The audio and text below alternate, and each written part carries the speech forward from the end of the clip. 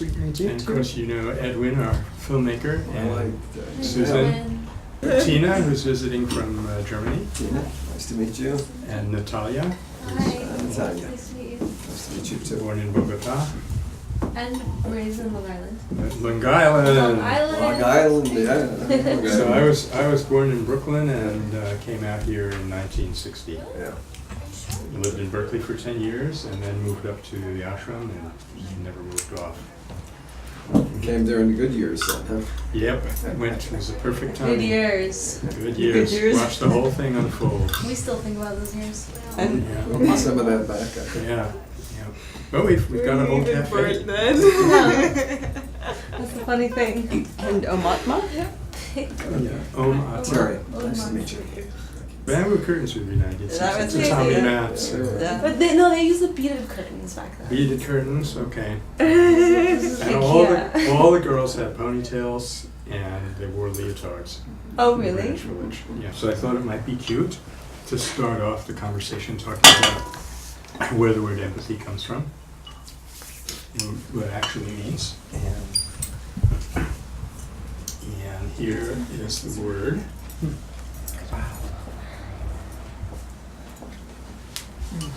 Wow, we really are going to get a class. Definitely wearing the professor hat. Yeah. Wait till we get to start talking about the tuition. There's a guy gave us a $2,000 check for the webcast. Of course, sent us a check and said, "Here's my tuition. I love the course." Wow. So this comes from a prefix "n," which means in. It turns to m, mu, in front of a stop, and then there's this root pot, which means to feel. So this, and then the aya is just abstract noun. It's a collective noun. It's a neuter plural standing for an abstraction. So, and this is not a very ancient word. You get the letters, right? This is E-M-P-A-T-E-I-A. Empatheia. Yeah, been up here. Wow.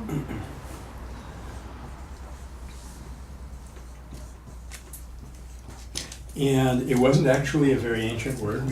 We don't see it in the classical writers.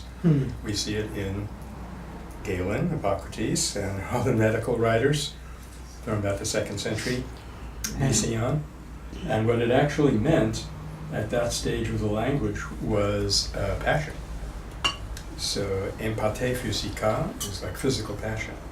And the doctors describe that very often in their context. Question? It's a little comment for people that know why is Michael pointed on Omatma. Well, Omatma is running a gift economy clinic. It's a karma clinic. And so Hippocrates is clearly related to Sister Binal. Oh, Omatma. So then the question is, what does this do for us, all of this knowledge? And I kind of suspect a negative answer coming up. But it's actually helpful because patein is the same root from which it means experience, feel, or undergo. And for example, in the beginning of the Apology of Plato, Socrates says, "What you guys were going through, listening to my accusers, I do not know." And he uses this word, patein. And In other words, he was saying, I can't empathize with you. no, he was saying, well, when the last part of the sentence, when he says, "I don't know what you were going through," Like I he's can't saying, feel. I can't feel. But what the word comes in the connection with them, what you were feeling when you were listening to my accusers, O gentlemen of Athens, Hatigar humeso andros athenaio epiplontata upatonemon kategoron uk oida. What you people were going through, listening to these accusers of mine, I do not know. It says, as for me, I could hardly recognize myself in their description. So persuasively did they speak. As for the truth, though, gentlemen, hosepos epein aletes de hopos uden erekasin. It's like they said nothing. And that's, by the way, I just decided we're definitely going to read the Apology in the Tuesday morning class, because I was reciting it at 3 o'clock in the morning, walking down a dark, foggy road, our place, and it started coming back to me, and it was just so beautiful. We have to read that thing. Where was I? So that's the etymology of this. It means to, as it were, to infeel. In other words, to feel in yourself what another person is feeling. That's how we would construct the meaning of that word today. And that's a very good etymology, I think. To go through, to experience, to endure what another person is going through, experiencing, enduring inside yourself, that's what empathy basically means. Is it generalizable to other beings? Or is it something in That's an the interesting question, Shannon. I don't know that the term has ever been used in connection with animals, because you know how prejudicial, you know how prejudicial natural science has been, that it does not attribute feelings to animals, or it attributes only negative feelings to them. Like I remember watching a film once about a flock, a colony of chimpanzees, and they got angry at each other, and there was this fight broke out, and the narrator said, the animals are angry. And then like 5-10 minutes later, they started grooming each other and making nice, and he said, the animals are exhibiting affectionate behavior. Not like they could not possibly be feeling a positive emotion. Thanks to B.F. Skinner, yeah? Yeah. And Konrad Lorenz and a bunch of other people. So that's a whole other story about our inability to feel empathy with other forms of life and not ascribe emotional life to them. Let me throw out, oh, sorry, go ahead, Tina. Okay. Ist schon erledigt. Yeah, okay. Schon vorbei. Let me throw out one other thing to kind of get the conversation rolling.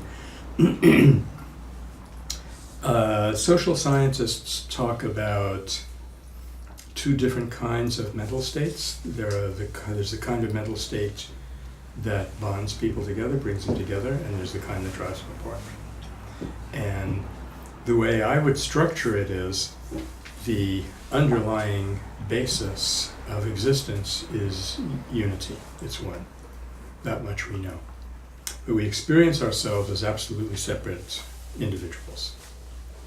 So in between our isolated particular existence and absolute unity, that's where we live. And that's where we negotiate our existence. Are we going to turn ourselves closer to unity or further from it? So empathy is obviously a unifying emotion. So even if it's a negative emotion, it's rewarding in the sense that it's awakening you to another human being. So in the Odyssey, for example, Homer talks about when Odysseus finally gets home after 20 years of bumming his way around the Mediterranean. And bumming around the Mediterranean was not as much fun in the 7th century BC as it is today. He finally gets home. He says, oh gosh, I hope this is going to work out right. Oh no, it's when he's meeting his son Telemachus for the first time. His son says it felt like a person who's suffering from a dreadful disease and came back to life. So, and this isn't illustrating the point I wanted to illustrate, but it's a really nice image. they stand there holding on to each other and weeping copiously at reunion, and you've noticed that reunions sometimes are very tearful, but there's a positive element to it. I'm sort of rambling now, but they have just, in the mirror neuron studies, they've just noticed that even torturers who are torturing other people, they are in their nervous system, they are reproducing the pain of those people. So if you think that you're inflicting pain on another person and you're getting some kind of a kick out of that, that pain is actually happening in your own central nervous system. but you're not paying attention to it. So, what I was getting around to is that empathy is not perfect unity, but it's important for us as human beings to choose among these two sets of emotions, even though empathy is not perfect unity, it's resonating with unity, and by following the trail of empathy, we could get to unity. And that's its importance in the world. Whereas by following the trail of anger or fear, that will not work. In fact, if you look at the roots of the words for anger and for fear in Sanskrit, dvesh and bhi, they mean respectively, they both mean two. So when there's a two-ness among individuals, they're separate to that extent, and this is either caused by anger or fear, or it makes you vulnerable to anger and fear. I think a point that I was groping onto, and now I promise I really will shut up, more of an open discussion. The point I was getting at is that even to feel the pain of another person is a rewarding, positive, growing experience, as opposed to blanking it out and not feeling it. We would rather feel the pain of another person than seal ourselves off from it if we really knew what was happening to us spiritually. So there's this marvelous formula: joy shared is doubled, and sorrow shared is halved. But in either case, it's the connection that really makes a difference for us spiritually. Okay? So here's this whole field of emotions that are all over the map. Some of them are leading to more unity and so on. And we have to find our way to the ones that will work.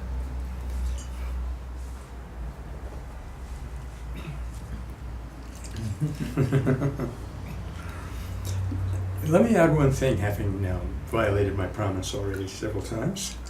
It doesn't necessarily mean that negative emotions cannot actually serve, in a funny way, a unifying experience, because they can help alert people to what they've actually done or what they're really going through. And I'm thinking of an episode in the life of Sri Ramana Maharshi, whose picture is in the next room.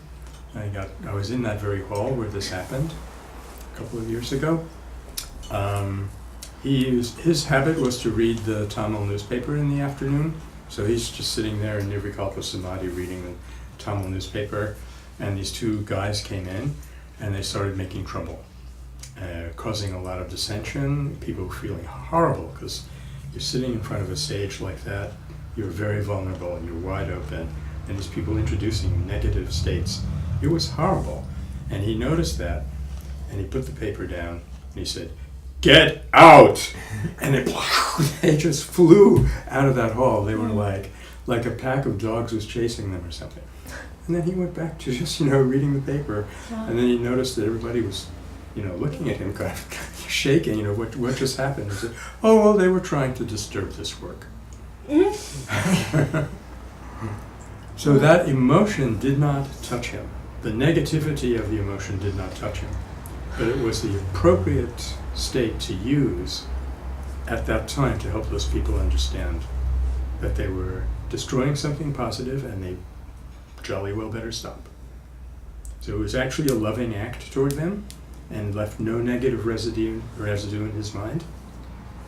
But it was what we would call, in other circumstances, a negative state. Well, that's go ahead. Oh, just an interesting story. I think. Mm-hmm. You can say that anytime you want, Terry. Anytime I'm finished a story, you can say it was an interesting story.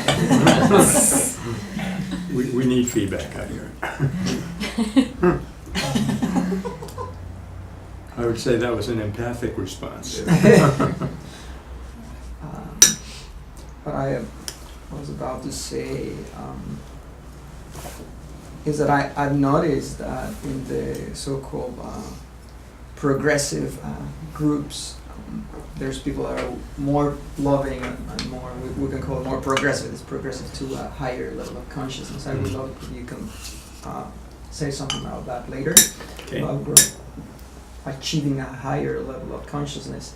And what kind of a puzzle for me is that we always call here the filters, right? That when you're going to say something, is it true? Is it necessary? And is it kind? And okay, if it is true and if it is necessary, what is the kind way to say it? And many times that third filter is the most difficult one. And it's because I think there's the lack of empathy right there. That if you just say, okay, it's true and it's right, you have to know it, but then you are not in the shoes of the other person. So it was very hard for me to not, go always into the kind of rageous thing of, I know this is true, I know this is necessary, and I'm going to say it no matter what. But then I've been learning from the sages and wise people here in the Bay Area. It's like, okay, what happens is that, what we need to do is to develop understanding. And I think that's the next level of the empathy, when you understand it. And then for develop understanding, you need to practice to look at with the eyes of compassion to all living beings, to love all living beings with the eyes of compassion. Because when you have compassion, you understand. And when you understand, you love. And when you love, you naturally act in a way that can relieve the suffering of others. And so that's, I think, Paul Simon had a great lyric that went to that exact point. He said, "You don't have to lie to me. Just have a little tenderness within your honesty." Even Gandhi. Great American poet. Yeah. Did you ever play his stuff? Yeah, as a matter of fact, I love Paul Simon. But he is a poet, for sure. No comment.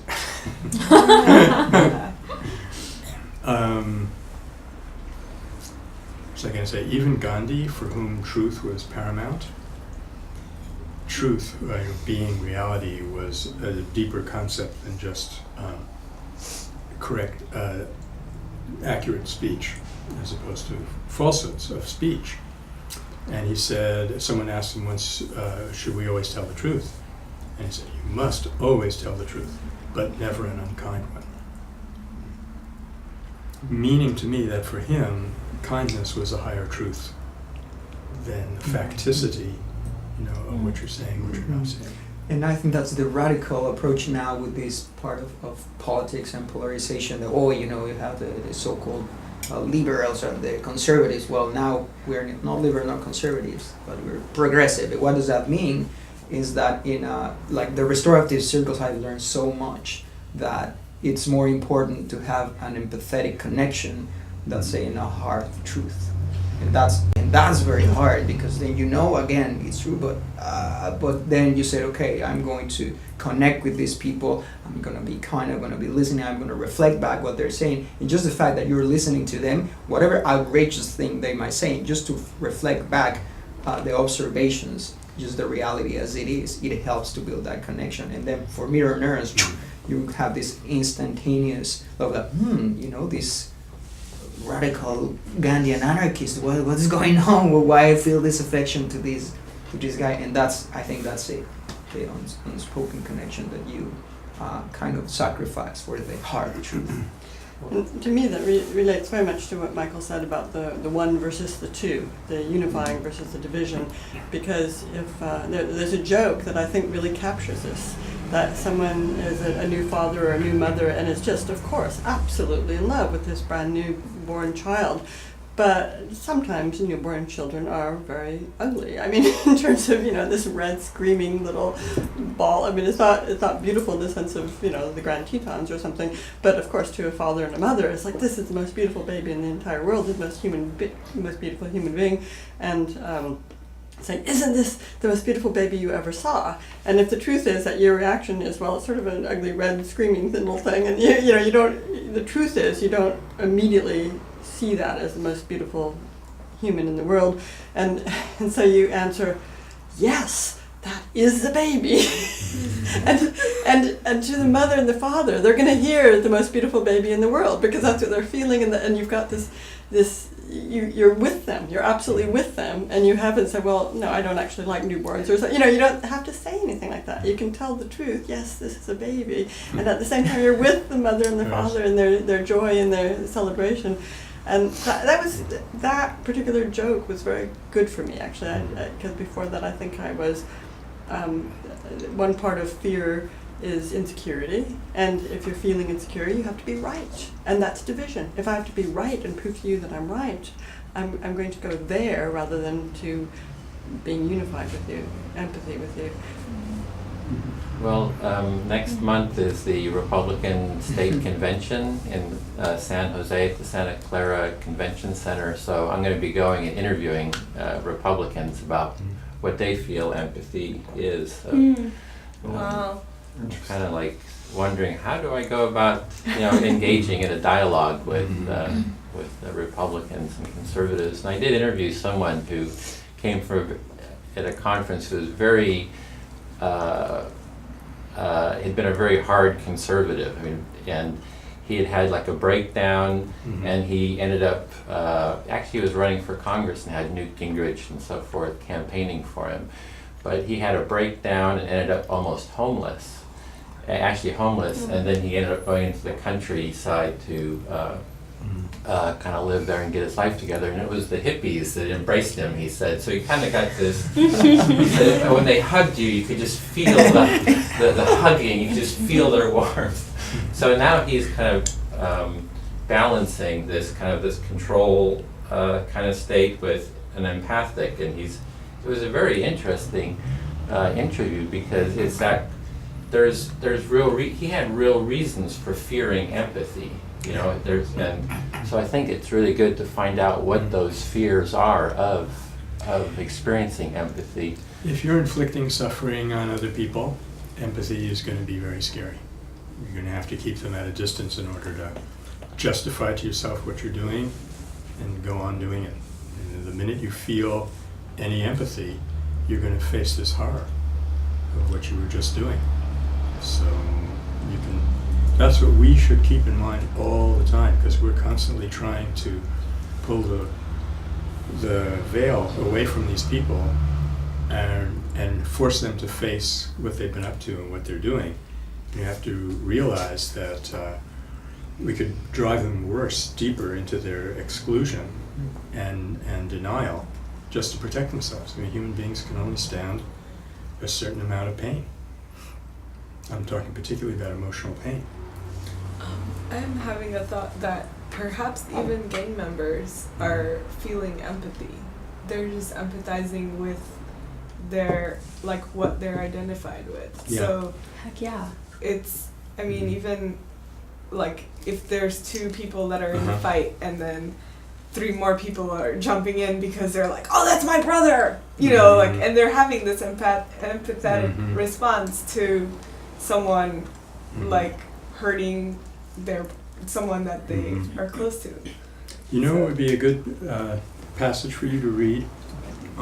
That's still being the professor. In the 12th book of Augustine, City of God, he describes animal life in order to demonstrate that there can be no life without empathy, what he calls some kind of sociality, that just take even the most alienated, isolated kind of animal, like a wolverine. Even they have to come together and mate, so there'll be more wolverines. So for at least one relationship, for a month in the springtime, they have to get over it. And he says, how much more is it with human beings, that we're driven by our nature to seek unity as far as we possibly can, as far as in us lies. So as he says, there can be life without any. There can be peace without life, but there can be no sort of life without peace. And I'm not getting it right. I'll have to go back and look that up for you. But it's rare for people at that era to talk about pre-human existence with any kind of other than just use it as an allegory, something like that. Talking about violence, one question I have is about the relationship of empathy to nonviolence. What is the relationship there? I was going to just sort of start getting Oh, there. okay. Yeah. Before we get there, can I Uh-huh. answer the question, or I wanted to answer to what you were saying about the conservatives for just a minute. Mhm. Because I'm excited about the empathy and nonviolence conversation, but I don't want to lose it, Yeah. Sure. We're going to move on. Coming from that kind of environment myself, I thought, ooh, what can I pull out of my experience that could be helpful in this case? And I was just thinking of the conservative mind and what security means to the conservative mind, and what success means, and all of these things, and why empathy would be why it's good to be thoughtful about how you frame empathy to conversations with conservatives. And so I'm thinking of this, that in the conservative mind there is this connection with the manifest destiny and the what do you call this, the movement west, the frontier mentality, and the pull yourself up by your own bootstraps mentality, and every man for himself mentality. It's very much a dog-eat-dog world in the conservative mindset, So to suggest that it would be a good thing to try to be empathetic would actually undermine the political structure that has been created around it, And so I was thinking, of course they're being empathetic with one another, but what it turns into being is me and my kids, me and my family, me and my town, me and my state, me and my country. And rather than saying, well, we're all one, they're going to be, oh, that's a bunch of mamby-pamby new age, where they'll be turned off right then, I think. But instead of talking about empathy in those kind of underlying terms or energetic terms or philosophical or spiritual terms, to be able to talk about it in relational terms that people will understand, like the relationship between you and your kid, and the relationship between you and your extended family, or seriously between you and, you couldn't use you and your country. Yeah. But those ideas that to be empathetic with people other than your inner crowd is a weakness. No, Shannon, that makes me think, Susan Secretary, it makes me think of the Karen Ridge story, and how brilliantly she resolved that. This is about a woman who was arrested with a friend named Marcella, who was from Colombia. Karen herself was from Canada.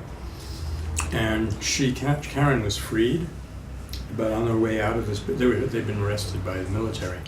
On the way out of the barracks, she saw her friend handcuffed to a chair, backwards, pushed against the wall. She saw this out of the corner of her bandana over her eyes, and went and told the person who had come to rescue her, I can't go with you. Turned around, went back into the barracks. The soldiers were astounded, and they said, what are you doing back here? And she said, well, you know how you feel when you lose a compañero. And that struck me as intuitively, without her having planned it. She never read my book. She grasped that if those men were going to understand what she was doing, she had to find the relationship in their life where unity, where empathy existed. And that was just so brilliant, because I know you guys are so depraved that the only empathy you feel is with your military companions. But it's the same empathy. Take that empathy and transfer it now to what I'm feeling for Marcella.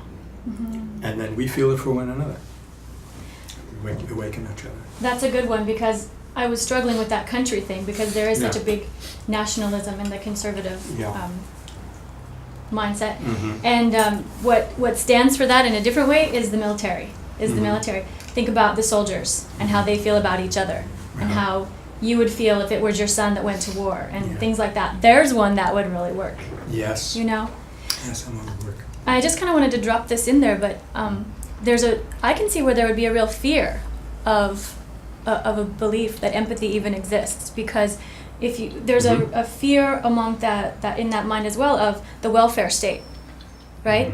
Of what I've earned on based on my own energy and my own hard work is being taken away from me and given to people who don't work, given to people who don't do anything, right? So to be able to have to be, to believe that we're all one and we're all connected in this, and that what we do to ourselves hurts the other, and that giving to the other is the way of giving to ourselves, would completely undermine the whole belief system of someone who says, this is all me and I did what I could and my father did what he could and my father's father, and I ain't gonna give it to some, whatever. Some avocado Whatever eater you from want to California. use. Yeah, who hasn't done a thing in his life. You know what I'm saying? So they'd have to totally switch that.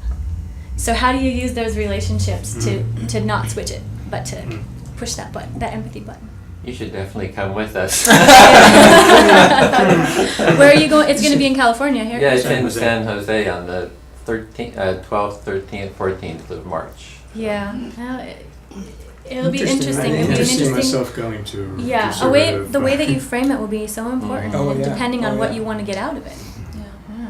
It's more of a questioning, asking for their stories. So I'm not going to preach. I'm going to just hear kind of their point of view. Yeah. So on the way over here, it's just interesting that I was listening to KPFA, and there was, they're in their fund drive right now, and they're of course demonstrating certain tapes or CDs or DVDs that you can get if you make a contribution and so forth. And they had this guy on, and I think his name is Curtis White, I'm not sure, and he's an environmentalist. And he was talking about, in this lecture, he was talking about the belief that a lot of people feel that we are living in a capitalist society. He himself is a part of a big environmental movement. And he said, but we are not really living in a pure capitalist society anymore. We're living in a society that instead of having owners of these big conglomerates and corporations that seem to be pulling a lot of the purse strings, we really have systematized it so that there are managers in these places making these decisions that dehumanize and in many cases hurt people. And he gave the example of going to a conference somewhere where there was the CEO of, I think it was Mitsubishi or one of the big Japanese manufacturers, and talking to him about how a lot of his practices the company was doing were hurting the environment, and thereby by hurting the environment he was able to track in a logical chain of how it was actually hurting his business and the things that they were trying to accomplish. And he said he saw this very interesting and then frightening look come over the CEO's face as he realized that the man had actually had a transformation of his thinking process, of how he was looking at things. And then the conversation went on further to say that he realized what was going on, but he also said there was no possible way that he could find to be able to change it, because it was so ingrained as a system, a machine that's working, that to do that is terribly frightening to them. And it goes That's to your point. a big challenge for us. Terrifying. Yeah, terrifying. Years ago, I actually won an argument with a very conservative person, and he said, Michael, you're probably right, but I'm not going to change until I see 1 million people to the right of me and 1 million people to the left of me all changing at once. So that's part of our job also, is to figure out how to, break the thing up, give these people encouragement to find the tipping points where we can get something precipitated. I'm going back to the Republican or Conservative convention. I think it's all related. All that we're talking about is all about nonviolence. That's what it is. It's a positive force. It's love. It's compassion. And just to go to the convention and see these people as human beings, that's a big step. Just like, okay, I don't know if they're from Berkeley or they're from Mexico or from Berlin, but they're just human beings, period. And then don't put them a label. That will be a huge step, because what Sharon was saying, I just see it that they have this small circle, and I see that they are coming from a place of love. even the Bush family, they're coming from a place of love, and you could say that it's a twisted version of love that only sees their family or even just themselves, but that's coming from love. And what we're doing is that we are increasing these circles of compassion to include every single part, like every human being, and now we're increasing that circle of compassion, including Mother Nature and Earth, and that's our task. Like, you know, we are in, many of us are in kind of at different stages of that expanding spheres of compassion, and they're just right there. So we just need to facilitate their growth so that they can peel these shells. Yeah, but I think that there's also a qualitative change that's going to come in. They cannot simply expand the kind of love that they feel right now, because if you read René Girard, that kind of love depends on the exclusion of another. That's built into their system. So there has to be a qualitative change there, that we will only accept something as real love. This is a really, really good idea. I'm glad you kicked me into it. We will not accept anything as real love if it could not potentially be universalized, stage by stage by stage. If there's any point at which it says, we do not love, plug in the label. It's what we were saying before, that Ursula Le Guin story, those who rode away from Omelas, that you cannot accept even a paradisical situation if it depending on the torment of one innocent person. That cannot be correct.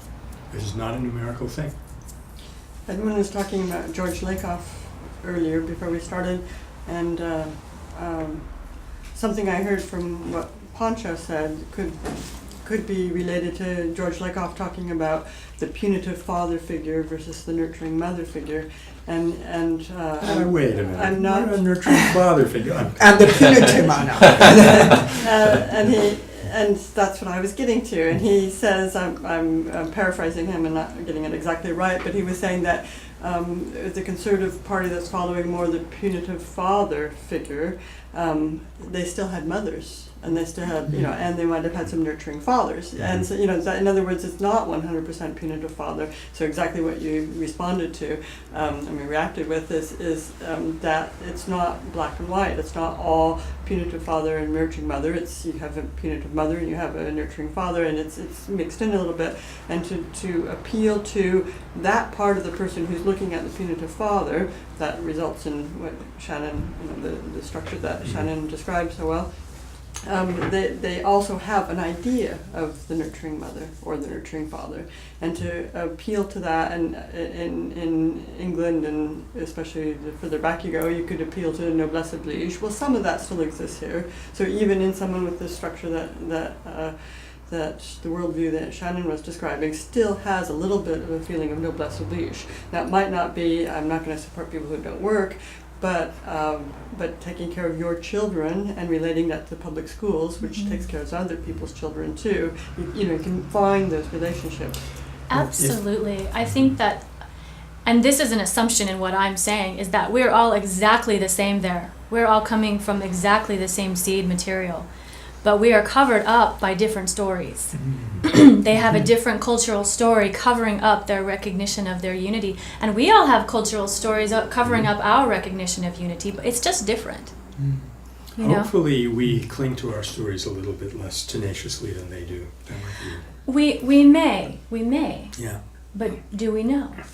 Do we know? It'd be hard to tell till it's threatened. But it was reminding me of Socrates when he was condemned. The practice in that time was, after you'd been condemned, you got to suggest what you thought your punishment should be. And he said, I think that you should, he said two things. I think you should give me room and board for the rest of my life, the way you do with athletes, because they give you the mere appearance of victory, and I give you victory itself. And he also said, if I'm actually guilty of what you say I'm guilty of, what you should do is put me in an insane asylum. Because what kind of a lunatic would I be to corrupt the people around me? what do I get out of this? I end up living in a world of corrupted people. So what you were saying, Terry, reminded me that there's a study recently where this Danish shipping company discovered that if they sail their ships 1/3 slower, they save money. So there's a couple of possibilities going on. There's the awakening an empathic connection with somebody who we know and believe, and this is really sort of our advantage over the conservative mindset. We know and believe that they have empathy within them. So we can appeal to that. That's going to be the most important change. You can also use logic, for those who are open to that, which is getting very, very few in number. And then there's a third possibility of people who will use logic as an excuse to change to a more empathic position. That innately they want to open up their heart to the other person, but they can't do it unless you prove to them that it's going to make sense for them economically or what have you. And at that point, we have to be able to say, we have to be able to go along with whatever reason they're working on to get them there.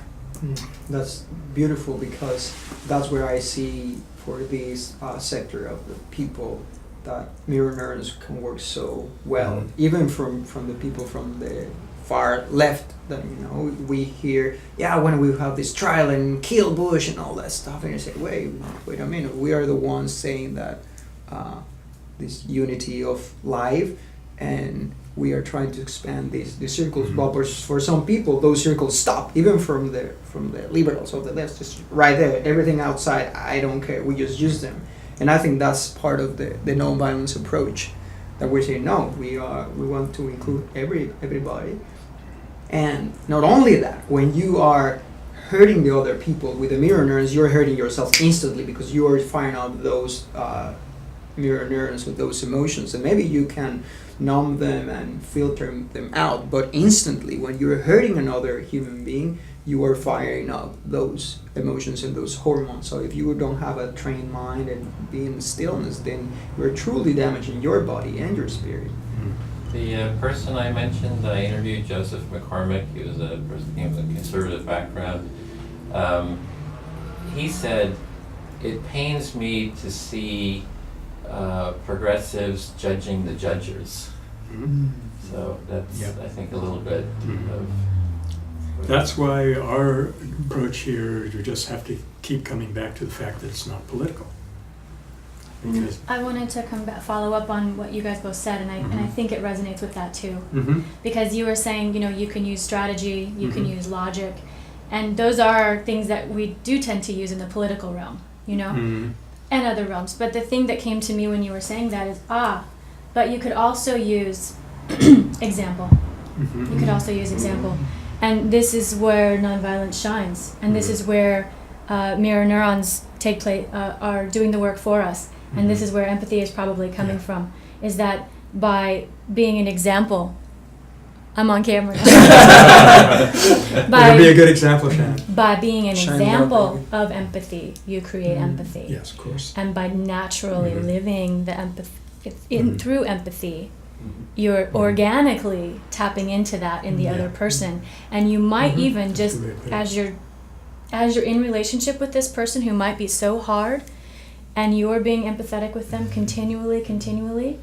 I've had this happen with my own family, and people also very much in the conservative mindset, that they say, I feel so different now, I just get that now. Or that was so nice what you just did. Or something will touch them because of you just being who you are. And then you go, that's what I was talking about. And they go, oh, well, I get that.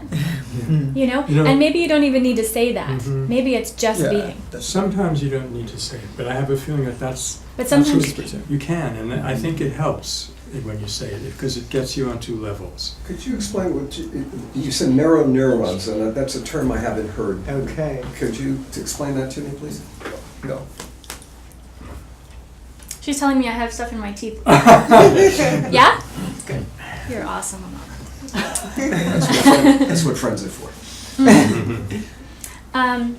You're asking me to explain mirror Well, neurons? it's a term I We can haven't pitch heard in. before, so. Let me explain it real quick. We actually talked about mirror neurons quite a bit last week.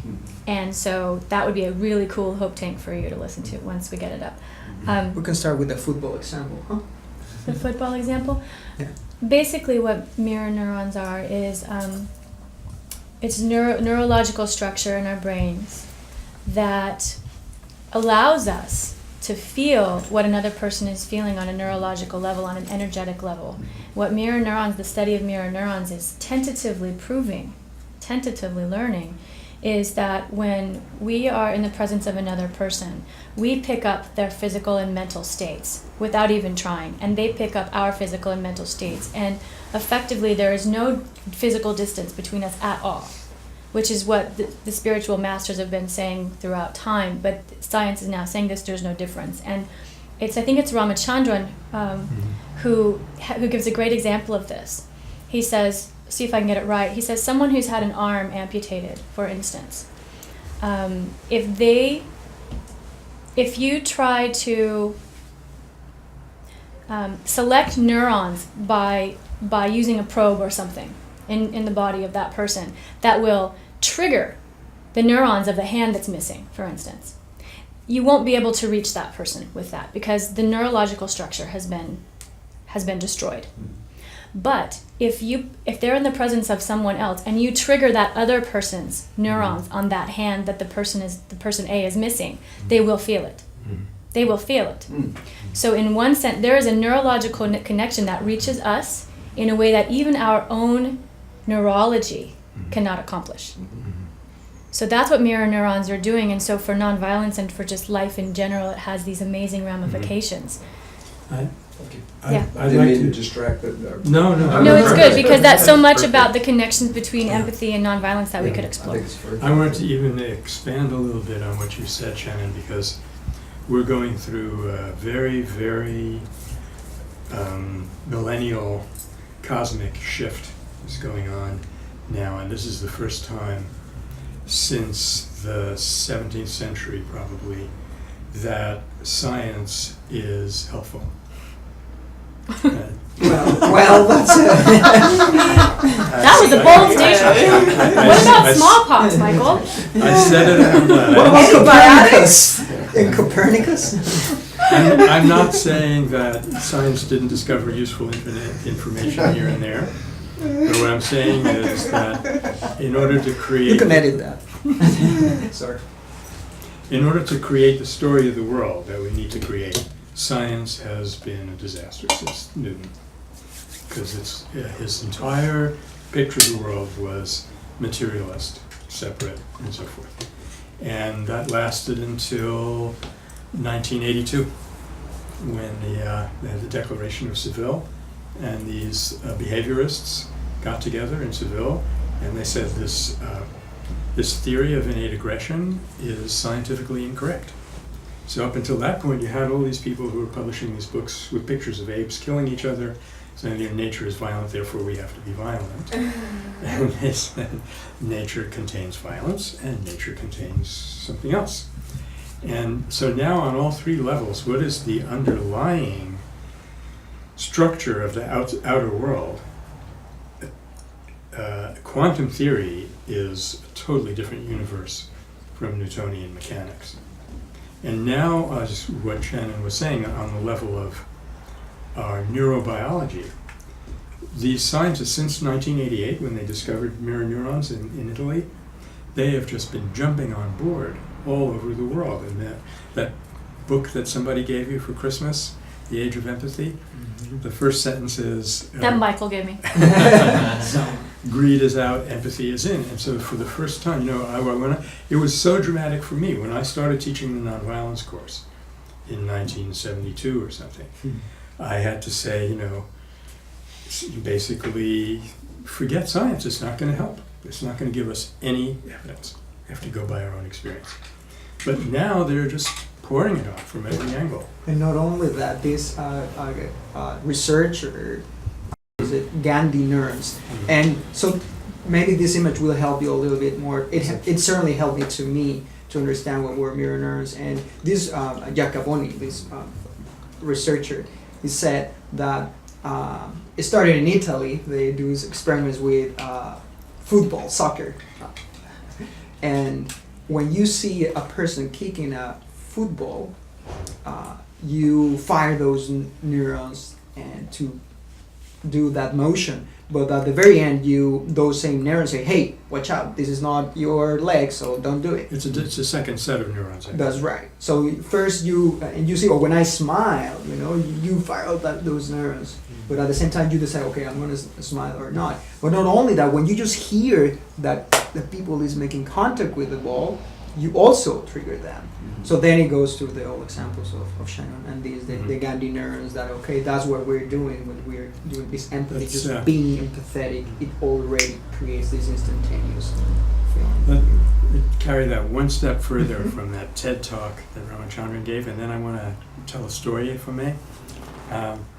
If I tap on my hand like this, the neurons that would report that sensation to your brain as though we're happening in your hand, they fire.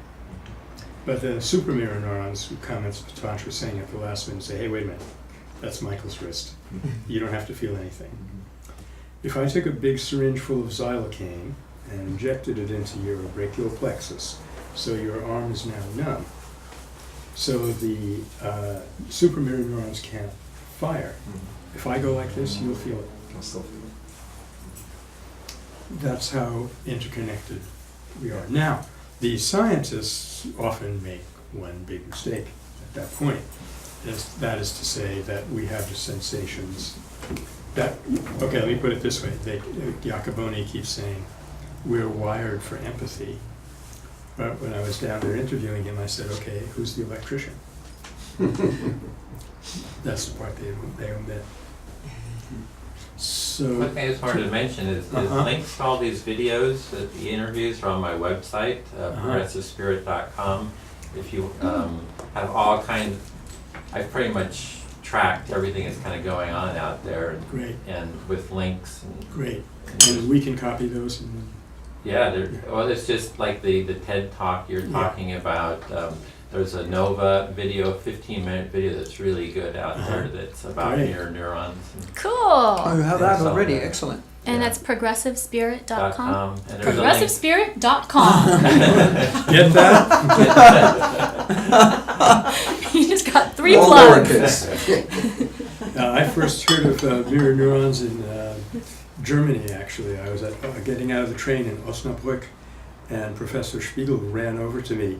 And he's usually very polite, and he shakes your hand and says hello and everything. And instead of that, he says, "Hast du von Spiegelneuronen gehört? Did you hear about mirror neurons?" And he yacked the whole trip back to the university. Can I tell a story real quick? If I can tell a story slowly afterwards. Okay. It's rare that I go, ooh, can I tell a story? But I just was thinking about when I was young, one of the things I loved one of the many things was skateboarding. And we used to watch skateboarding videos, and of course when you watch skateboarding videos, what you're really watching is people totally biting it, totally just crashing and burning, right? And I remember watching the skateboarding videos, and every time that they hit, and I was like, and I could feel, it felt like something was breaking inside of me when that happened. And it's one of the strongest things. I just thought about it since we've been talking about mirror neurons. I thought that's what was happening to me. Sure. It's one of the strongest examples of mirror neurons, because I think you're not in relationship with another person, so your mind and your ego aren't getting in the way of what your body might be feeling. You're just observing. You're just observing. So your body's really capable of feeling what's going on. And man, I couldn't understand. It felt like a crack of my own bones. Yeah. And that's mirror neurons. Yeah. It's amazing. You probably have more mirror neurons than a lot of people. I have a question that was triggered by your story. I believe there's some sort of link. Edwin brought up a lot of questions about what that link is, but between imagination and empathy. I mean, if we can't imagine an ape, then maybe it's easier to categorize that ape, and so there's an empathy problem. And your story made me think about, and previously you said we're products of our own stories, or in a way we're hiding under these stories. And if we had certain experiences, then in addition to the mirror neurons, if we actually had fallen on a skateboard, if we actually had that physical experience, not just the mirror neurons, would we be more likely to feel it, to be completely conscious of it? Great question for us Well, for a study or something. Yeah. I could just tell you, I've always been a sports fan. I played some sports when I was a kid and so forth. I never really was any good at anything but skiing. And I was Well, a that's one ski more than I racer. was. And I was, my wife sometimes sits in the other room and watches me occasionally watching a basketball game or a baseball game or something like that. And I'm kind of very calm and collected about it. But the other night, I watched the men's downhill for the first time. And she came in and she said, "What is wrong with you?" And I said, "What is that? Nothing's wrong with me." She said, "Well, I'm watching you and your whole body is like leaning and your legs are twitching." And I was feeling the whole race because I had been there and it crashed on me. So I was really, really firing. That's awesome. A lot of stuff came up for me because I had experienced it, like that way. So it was very much more intense. I really wonder though, Yeah. Terry. I think it should be studied as to whether it requires you having had the experience before or It not. does. Well, I saw the skateboarder do his thing up and then saw his head get smashed back, and I felt that, but Mhm. not as intensely as the one that I had actually experienced physically. Mhm. I had heard of a study where it's not that you have to have done it before, but that by having done it, it deepens. That's right. The Yeah. Experience. So Yeah, it's yeah, a- yeah. And you're more Intensifies maybe it's it. consciousness. You're just much Yeah. more I conscious, read more an- open. I read an article too, and then it were high performance athletes. That's exactly what happens. And actually, an example, a very inspiring example that I just didn't connect until now. He was this guy. He was maybe the third on the world on the ATP on tennis. His name is Thomas Muster, and he's this lefty Austrian and playing pretty well.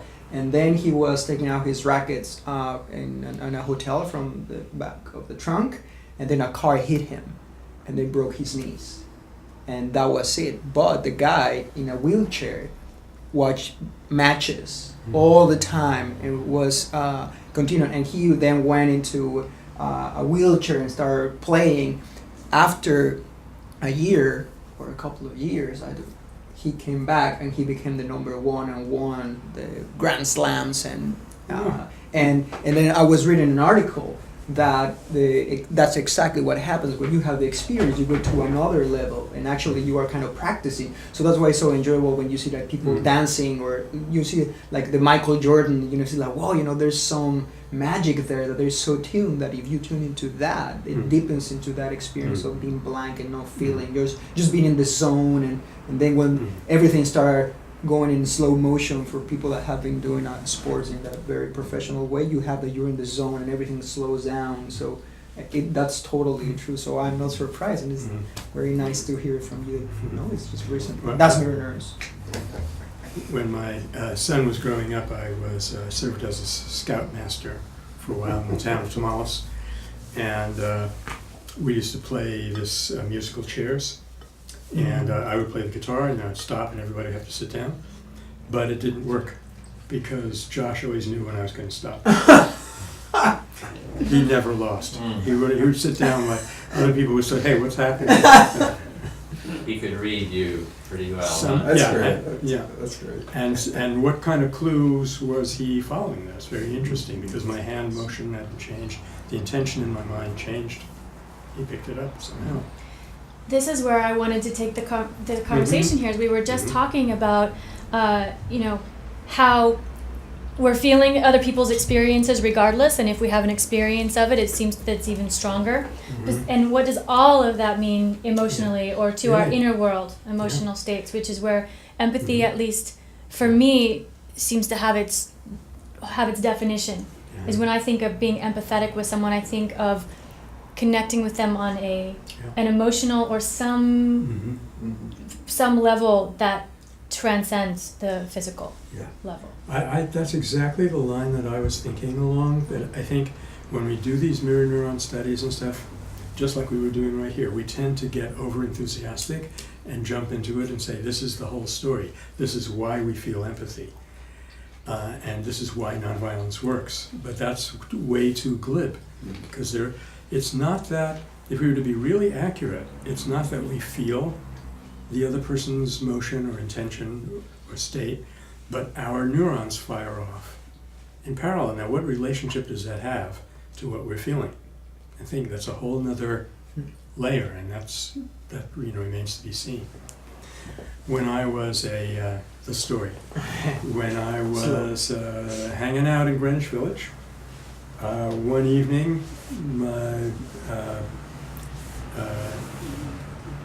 my neighborhood boys and I, we went out, found ourselves on 6th Avenue, so we're on like the western edge of Greenwich Village. And these two fellows came walking down 6th Avenue. It was midnight, totally dressed in kilts. They're with complete Scottish costume, they had everything but bagpipes. And they just thought, this is village, people are liberal here, we just want to dress up like who we are back home. So they came down, we were standing around on 6th and probably McDougal, talking with them, and we noticed that the crowd was getting a little larger, and suddenly, by some signal, these 12 or 15 people pounced on these two guys and started beating them mercilessly. And it was all just going on around us. And in those days, I was wearing a tie in Greenwich Village. Remember that. I won't go into the details, but they took this one guy, they were doing something so absolutely vicious to him that I couldn't stand it anymore. And I stepped over him and I just went face to face with the person and I said, "Don't do that." And he stared at me in astonishment long enough for the police to come along and break it up, and they just all melted back. And so then we started walking back to Lorenzi's to get a stiff cup of coffee or something to, get over the experience. Then a wave of fear hit me like I almost hit the ground. Now, the reason I'm bringing this up, well, it's two reasons. Nagler is a hero. We have to get that point established. Secondly, what did this have to do with emotions? I had not mastered my fear, but I had kind of done an end run around it for that particular time. What enabled me to do that? And I did not really, no, I can't say that. I was going to say I didn't really feel empathy for these guys, but I did. We were talking with them. They were fellow human beings, and then the next instant they were victims. They were things.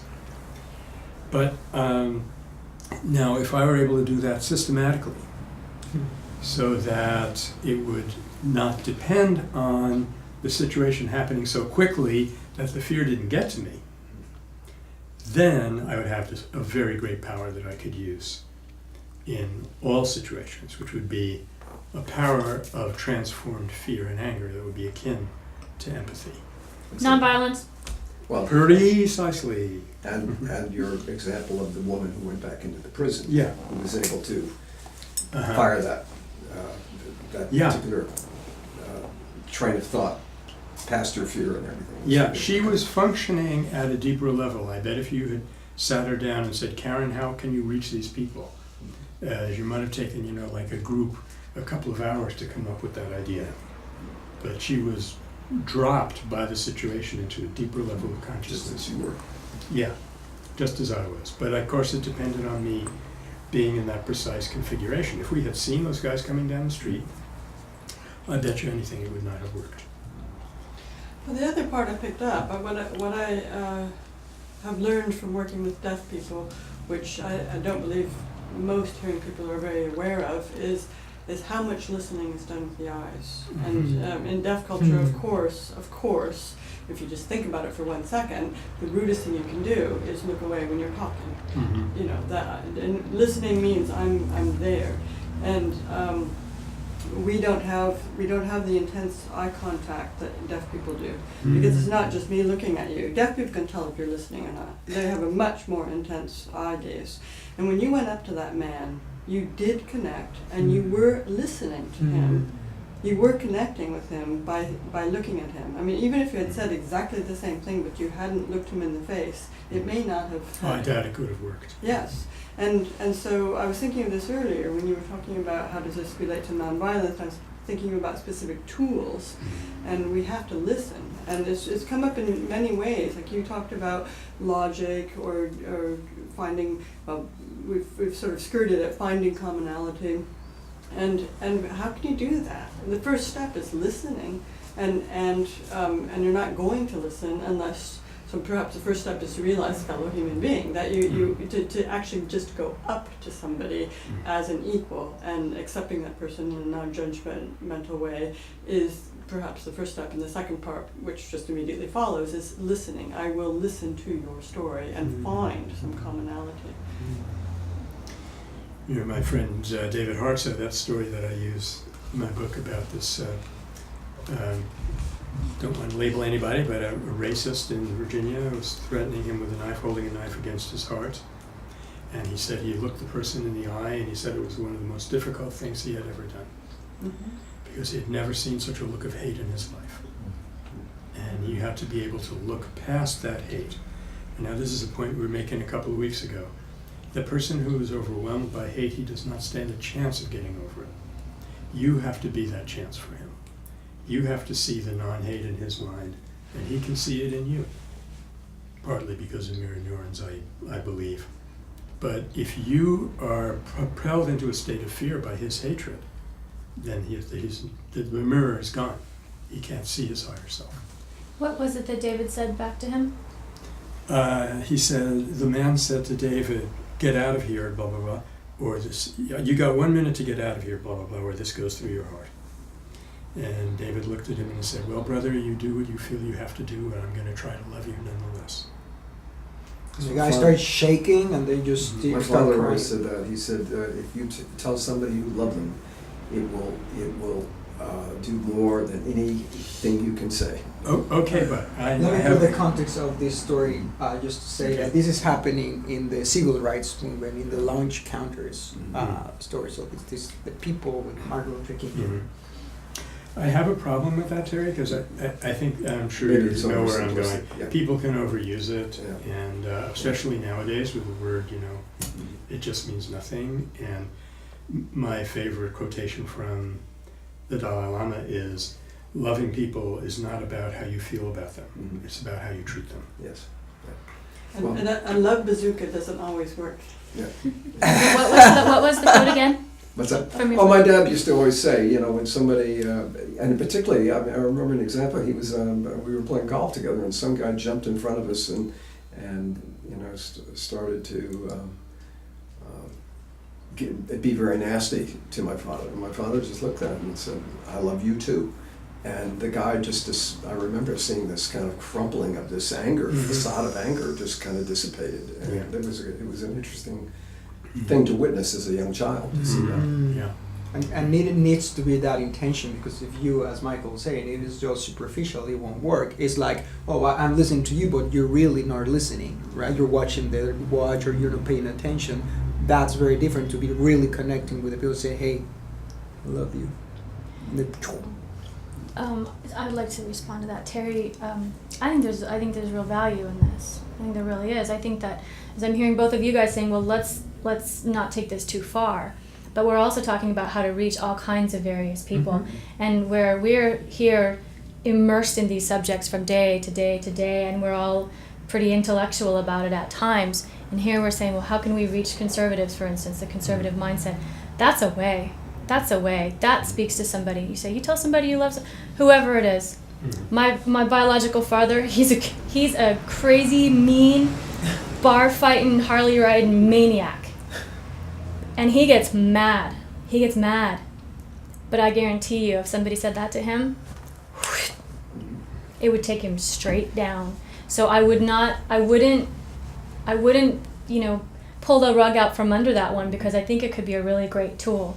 Not perfect if we're striving for perfection, but pretty good if we're striving for empathy. It's a step in the correct direction. I have to just tell you one quick thing. I can't tell you how wonderful this conversation is for me to have right now, or to listen to Every Friday. I've been wrestling with an issue of anger and a very difficult letter that I need to send to a person and an organization that I have a grievance about, and I've been wrestling with this. At night, I find myself awake and going over how do I approach this, and my initial thoughts were to become very aggressive and laid out all the facts and do, here's what you did and here's why it was wrong and here's why I feel that you need to correct this. I think that this whole conversation has changed my approach to this and how that letter will be written. And it's going to be written in a lot more gentle and honesty, but with some compassion and some empathy. Nice. We'll take 10% of the settlement. And this is so wonderful. Well, if I have room for you in my luggage, you will get that 10%. Terry, I'm so happy to hear you say that. Not only because I'm happy for you, but also because it just seems that one of the things that happens around here is serendipitous meetings. Yeah. Serendipity all around, whatever you want to call it, that you've come here, of all the times you could have come here. Yeah, it's that kind of thing, of all the times you could have come here, this was perfect for you. So I'm really glad you came. What I would recommend is, I wish I could pick out parts for you, but there's parts of Gandhi that would be very, very helpful, because if I were to be asked, as I am now asking myself, what was like the thing that was different about him, he had this uncanny ability to sift out the essentials from non-essentials, cling to the essentials, and give away everything on the non-essentials. So, you know what it reminds me of? I had a friend who used to be a judoka, a judo student here, and they're on university, and one day they had a visit from judo players from Japan, way, way higher level. So I asked her, well, Carol, what was it like? It was very interesting. You would grab these guys by their suit and move them around. It's like they were like a vacuum cleaner on casters, to push them wherever you want. Hey, this is great, and then you try and pick them up. Wham! You're flat. Michael said black so glad he just about fell over his chair. That was for your That's going to be a classic. That's going on YouTube this afternoon. Not if I can. Right after Michael's zero and then Michael the shalom. No, what I was getting at is, he would compromise and there's a photograph of him with his hand on Muhammad Ali Jinnah's shoulder. Now, Jinnah is the man who came up with a problem for every solution that Gandhi had. Jinnah basically, more than any other human being, ruined everything that Gandhi did his whole life. And yet you see that hand on that shoulder, this is genuine love, genuine. It could not be faked. He's doing it.